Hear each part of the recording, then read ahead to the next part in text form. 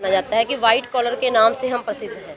तो अगर court room में उस कॉलर को पकड़ा जाए, अगर ये क्रिमिनल ऑफेंस में नहीं आता, अगर हमारी आइडेंटिटी को ही सवालिया निशान खड़ा कर दिया जाता है, तो फिर अगर बाहर हम लोगों को न्याय दिलाते हैं, उनको कैसे प्रोटेक्ट करेंगे अगर हम अपने आप को ही कोर्ट रूम में प्रोटेक्ट नहीं कर सकते। अगर कोर्ट हमें स्टैंडिंग ऑफिसर उनकी आंखों के सामने हो रहे क्राइम्स के लिए भी हमें इंसाफ नहीं दे सकती, कोर्ट जहाँ की इतनी कमज़ोर है, तो वो बाहर से जो लोग उनके प्रति उम्मीद रखते हैं, जो हर मतलब कि जो कमज़ोर लोग हैं उनको दबाया जाता है, और जो पावरफुल लोग हैं वो उनके लिए कमज़ोर आदमी यही कहता है I will see you in the court.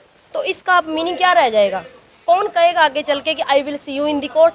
कैसे कहेंगे? क्योंकि कोर्ट जो देख रही है उसको देख के अनदेखा कर रही है। और फिर भी इमीडिएटली 1 घंटे का एक्शन था, कोर्ट इमीडिएट एक्शन लेती, कोर्ट ऑफ कंटेम्प्ट के लिए करती और उनके खिलाफ एफआईआर दर्ज कराती, तो ये मैटर वहीं सॉर्ट आउट हो जाता। लेकिन इस मुद्दे को कोर्ट ने नज़रअंदाज किया, तो ये मुद्दा पहले नो वर्क पे चला जो शांतिपूर्वक था, फिर इसको धरने पे हमें आना पड़ा मजबूरन कि हमें अपनी आइडेंटिटी, हमारे कॉलर को बचाना है। तो वाइट कॉलर जो हमारा नाम है, तो अगर इस पे अटैक करना अगर क्राइम नहीं है तो फिर कोई क्राइम बनता भी नहीं किसी भी चीज़ का। तो हमारी यही रिक्वेस्ट है चीफ जस्टिस हाई कोर्ट जी से, हमारे इंडिया के जो बार एसोसिएशन हैं सारी, उनसे मैं ये अपील करूँगी कि ये जो एडवोकेट प्रोटेक्शन एक्ट है इसको तेज़ी दी जाए, ताकि हम अब हमारे गिरेबान तक हाथ आ चुके हैं। तो प्लीज़ हमारी सेफ्टी के लिए इस प्रोटेक्शन एक्ट जो बनाया जा रहा है एडवोकेट का, इसमें तेज़ी पकड़ के ऑल ओवर इंडिया में इसको लागू किया जाए जल्दी से जल्दी। और साथ में हमारे इस क्राइम्स में हमारे जो अधिवक्ता के साथ हुआ है,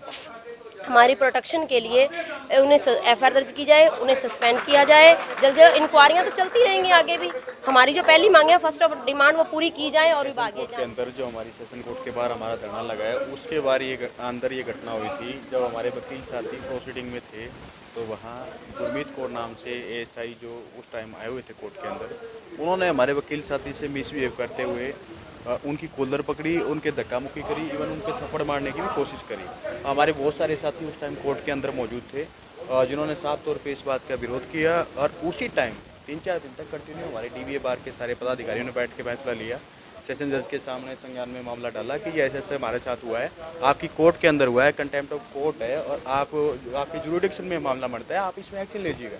लेकिन 4-5 दिन बीतने के बावजूद जब सेशन जज साहब ने कोई संज्ञान नहीं लिया, तो मजबूरन, क्योंकि वकील साहब किसी भी चीज़ के लिए ये नहीं थे कि हमें धरना देना है, क्योंकि हम लोगों को न्याय की मांग करते हैं, कोर्ट लीगल प्रोसीजर इंप्लीमेंट करते हैं, उसके माध्यम से लोगों की डिमांड करते हैं। लेकिन हमें मजबूर किया गया कि आप लोग आइए, यहाँ दरी बिछाइए, मेरी जिंदाबाद मुर्दाबाद कीजिए। लेकिन ये जिंदाबाद मुर्दाबाद करने के बाद भी 2 दिन दरी बिछने के बाद तीसरा दिन हमारा और कंटिन्यू हमारा धरना यहाँ बना रहेगा।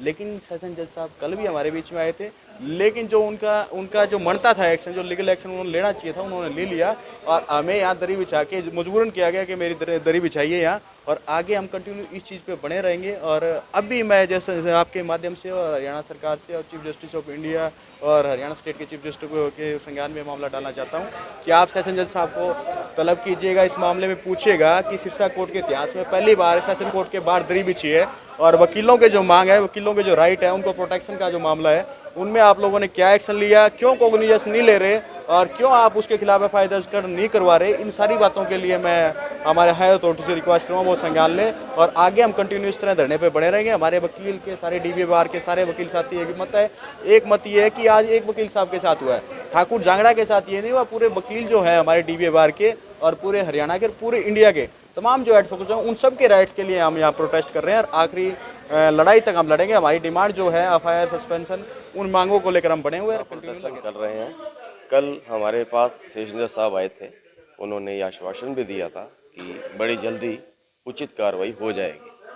उस विश्वास पे हम उनके आश्वासन पे अभी तक विश्वास करते हैं, क्योंकि हमें उम्मीद है कि जैसा वो कह के गए हैं, वो उनके खिलाफ, गुरमीत कौर के खिलाफ एफआईआर दर्ज होगी, उसके खिलाफ कार्रवाई होगी। अगर आपकी मांग है वो नहीं पूरी होती है तो आपकी अगली रणनीति क्या होगी? हमारी अगली रणनीति चीफ जस्टिस साहब से मिलने की है, विचार कर रहे हैं हम। Punjab and Haryana high court के चीफ जस्टिस साहब हैं, उनसे मिलने का विचार है, रविशंकर झा जी।